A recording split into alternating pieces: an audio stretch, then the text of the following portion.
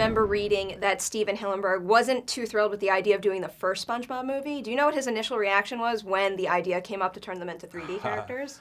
Well, he was, I think he was like the rest of us, just a little nervous about, something that's so familiar to a lot of people, and it can be, hard. I mean, most CG characters are designed to be CG characters, so taking something that's designed as a flat drawing and switching into that world can be, it's something that could go either way. It could go really wrong or it could go well, and I think we got lucky. It went well for us.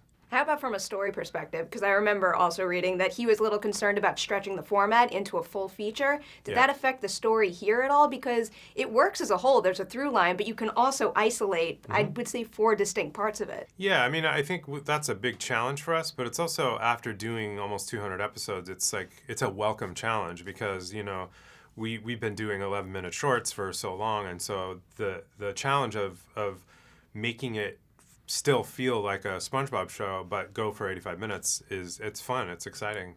And how about the process of directing this with the live action material? Because I know Mike Mitchell directed the live action portion, so can you tell me a little bit about how that collaboration works? Well, yeah, we called them up and we said, look, we're going to do this stuff, so we want to break it into 2 sections, and it's like making 2 movies for us. It actually ended up being like making 3 movies, but Steve and I went to art school with Mike at Cal Arts in California, so we knew him, and he had a lot of experience with not only live action and animation, but also hybrid movies. He's done all of them. So, we brought him in, and we just sort of said, hey, we need your expertise, and, but he's a very collaborative guy, easy to collaborate with, and, he sat in a lot of the writing sessions with us, and, he's a funny guy, and so it was great to have him. He was a great asset. Now I have to ask about my favorite character in the film, Bubbles. Where do you even come up with something like that? The dark recesses of my mind. I don't know. Yeah, that was just one of those things where we were like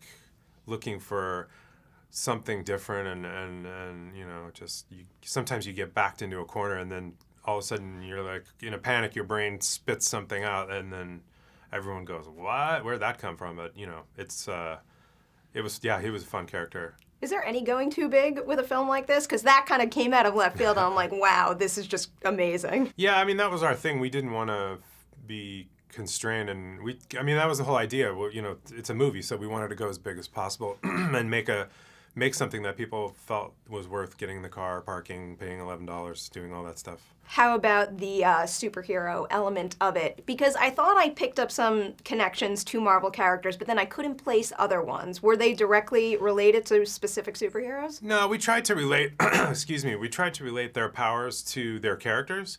So, if you could, give yourself a power, it just seemed really funny to us that they would all pick things that seem so mundane and silly, like blowing bubbles or ice cream or playing the clarinet. And so Mr. Krabs really was the only one, since he's greedy and loves money, we sort of gave him this really expensive, robotic suit. So there's a little nod to Iron Man there. We just tried to make all their powers come from their characters. Well, SpongeBob had a little Captain America to him, and Plankton, the obvious connection there. Yeah. Well, yeah. We're not allowed to talk about that legally.